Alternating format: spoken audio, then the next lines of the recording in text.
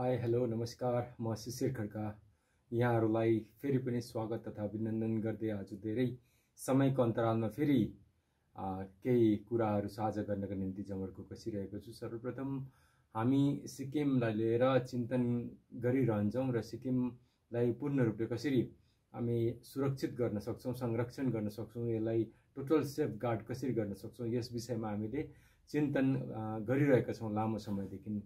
र निष्कर्षमा कुरा यही नै आउँछ कि सिक्किमलाई पूर्ण सुरक्षा गर्ने, सिक्किमलाई संरक्षण गर्ने एउटै मात्र हतियार छ, त्यो हतियार हो इकोनोमी।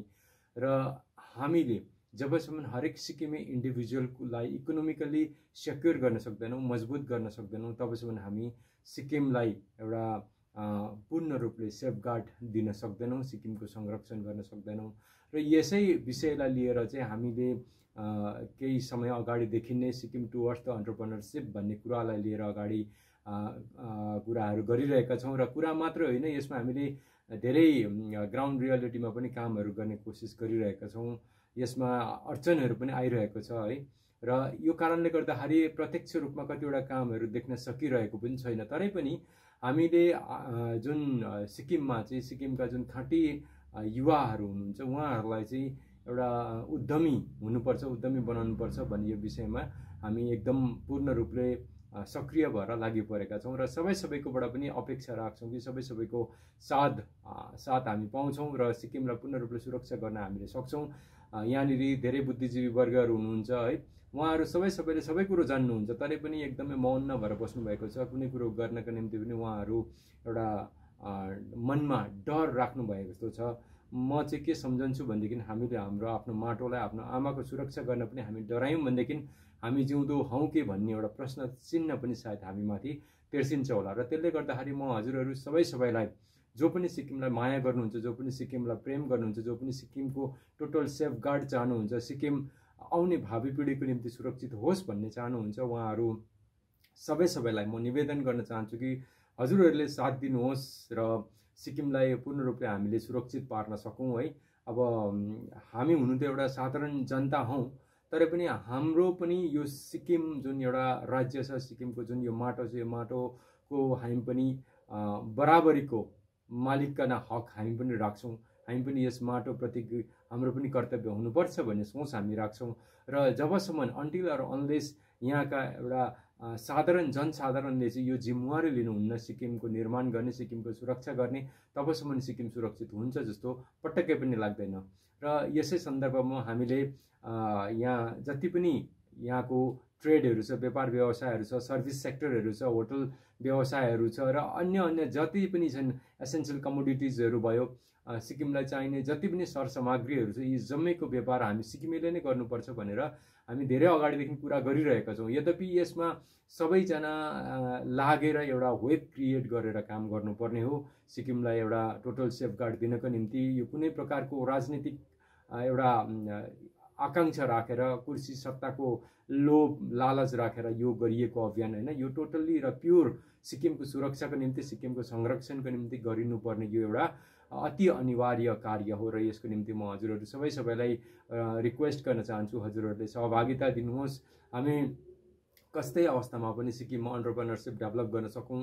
एन्टरप्रेन्योरसिप डेभलप गर्नको निम्ति हाम्रा युवावर्गले लोन पनि पाउनुहुन्न, सब्सिडी लोन, यस्ता धेरै स्किमहरू सरकारको छ, तर त्यो सबै कुरो पाउन सक्नुहुन्न।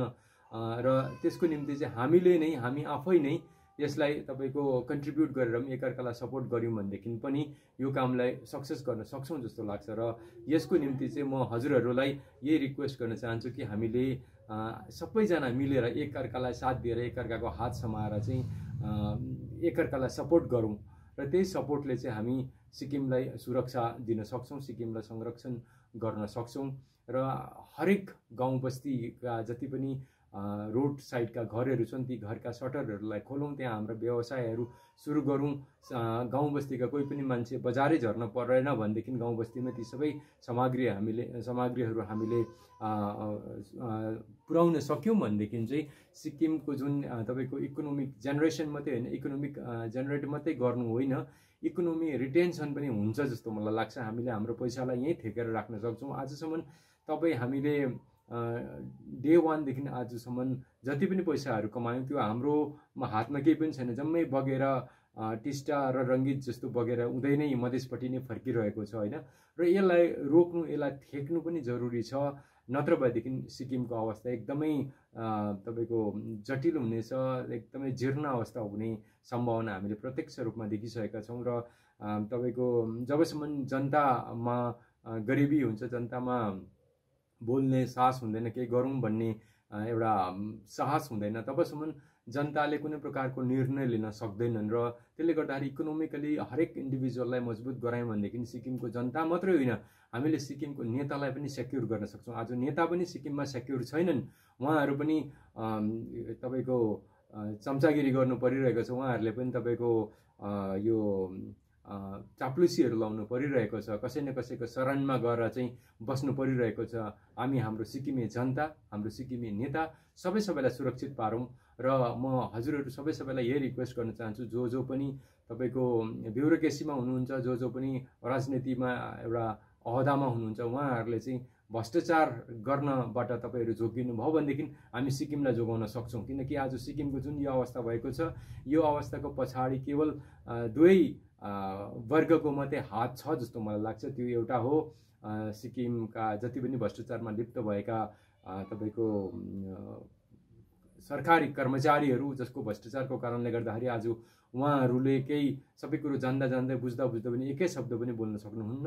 र अर्को चाहिँ हो हाम्रा राजनीतिमा भएका नेतागणहरू, जो भ्रष्टाचारको कारणले गर्दाखेरि सधैँ तपाईँको शिर निहुर्याएर डरले त्रासले एउटा सिक्किमको हक र अधिकारको निम्ति पनि उहाँहरूले काम गर्न सकिरहनु भएको छैन, बोल्न सकिरहनु भएको छैन।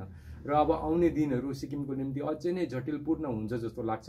हामी जुन आटा, दाल, चामल, चिनी, चियापत्तीको निम्ति सिक्किमले घुँडा टेक्नुपर्छ जस्तो लाग्छ। र त्यसले गर्दाखेरि सिक्किमलाई पूर्ण रूपले आत्मनिर्भर बनाउनको निम्ति चाहिँ हामी सबै एक भएर चाहिँ यहाँ हामीलाई चाहिने जे जति पनि सामग्रीहरू छ, खाद्यान्नदेखि लिएर एसेन्सियल कमोडिटिजहरू जे जति पनि छ, जति पनि हामीलाई चाहिन्छ सिक्किमको लागि, त्यो सबैको प्रोडक्सन हामीले नै गर्न सक्नुपर्छ। हामी आज हरेक सिक्किमेलाई हामीले राम्रोसँगले निहाल्यौँ भनेदेखि हामी यही देख्छौँ कि हामी सबै प्रड्युसर होइन, खालि कन्ज्युमर मात्रै भएर यहाँनिर बाँचिरहेका छौँ। क्या हामी चाहिँ कन्ज्युमर होइन, हामी प्रड्युसर हुनु जरुरी छ। हामीले प्रड्युस गर्नुपर्छ र त्यस सामग्रीलाई बाहिर पठायौँ भने मात्रै हाम्रोमा इकोनोमी एउटा जेनेरेसन हुनसक्छ। र म यति भन्दै यही आशा राख्छु, जो कोही पनि यस सिक्किम टुवर्ड्स द एन्टरप्रेन्योरसिपको अभियानमा साथ दिन चाहनुहुन्छ, उहाँहरूले हामीलाई यहाँ हामीसँग जोडिन सक्नुहुन्छ।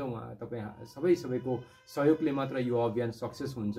हामी सबैले साथ लागेर यो काममा साथ दिनु भएन भनेदेखि, हाते मिलो गर्न सकेनौँ, एकअर्काको हात पक्रेर एकअर्कालाई सहयोग गर्न सकेनौँ भनेदेखि हामी यो अभियानमा सफल हुन सक्दैनौँ। र त्यसले गर्दा सबैको साथको अपेक्षा राख्दै एउटा हामी तपाईँको वाट्सएप ग्रुपको एउटा लिङ्क पनि सेयर गर्छौँ कमेन्टमा। त्यस सेयर मार्फत जो पनि सबैलाई भनेको होइनौँ, हामीले सबैलाई यो बिन्ती पनि हामी गर्दैनौँ।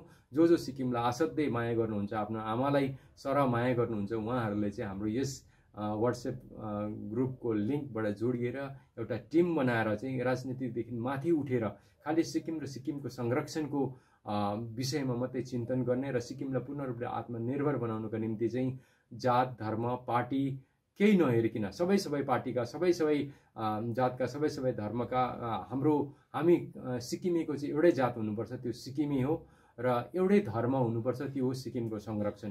खालि यही कुरोलाई मात्रै हामीले ध्यानमा राखेर आफ्नो छातीमा राखेर सबैलाई सिक्किमको पूर्ण सुरक्षाको निम्ति, सिक्किमलाई आत्मनिर्भर बनाउनको निम्ति चाहिँ हाम्रो यस अभियानमा जोडिदिनुहोस् भनेर हामी यहाँबाट आह्वान गर्न चाहन्छौँ।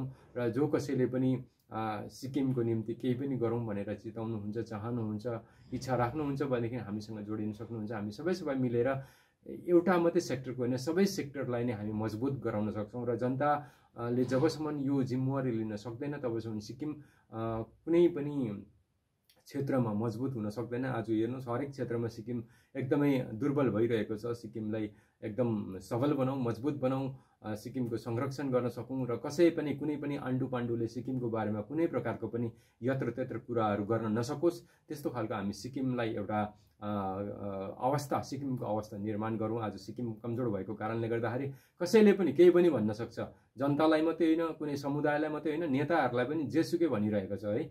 र हामी केही पनि गर्न सकिरहेका छैनौँ क्या, किनकि हामी सबै तपाईँको कुनै न कुनै कुरोमा डराइरहेका छौँ।